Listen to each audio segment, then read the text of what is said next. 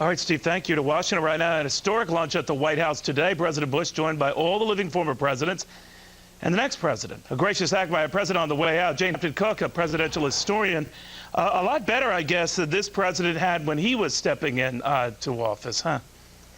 That's right. I think he's giving better than he got, for sure. He had such a shortened transition, just 5 weeks to pull everything together. So I think you're seeing a lot of graciousness coming from President George W. Bush. Now, there were a lot of pranks that the Clinton folks allegedly played at the time. Not Bill Clinton himself, but his folks, you know, taking the W's off the typewriter keys, et cetera. From that experience, this president was apparently telling me, we're not going to have any of that when I leave, right? How common is that?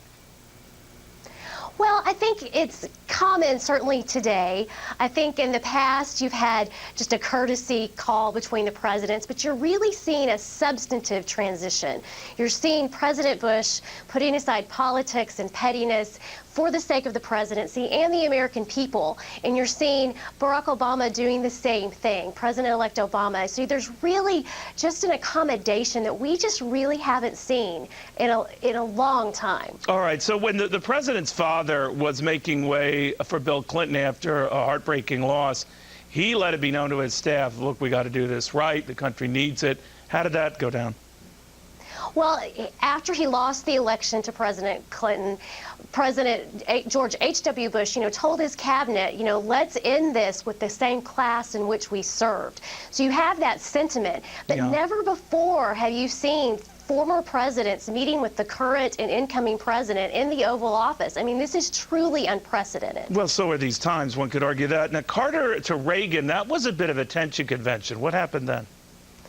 Well, looming over that transition was the Iranian hostage situation. In fact, the night before Reagan's inauguration, Carter was up all night long. He barely had time to shave and get his suit on to get into that limo with Ronald Reagan to go over to the Capitol because he was on the phone the whole time. Carter was listening to hear that the Americans had been freed. And indeed, that news broke right as Reagan took the oath of office. That's right. So Remember that it was very tense, very, very tense. Right, and the two guys didn't flip over each other. Neither did Harry Truman and Dwight Eisenhower, right? And how did that go? That's right.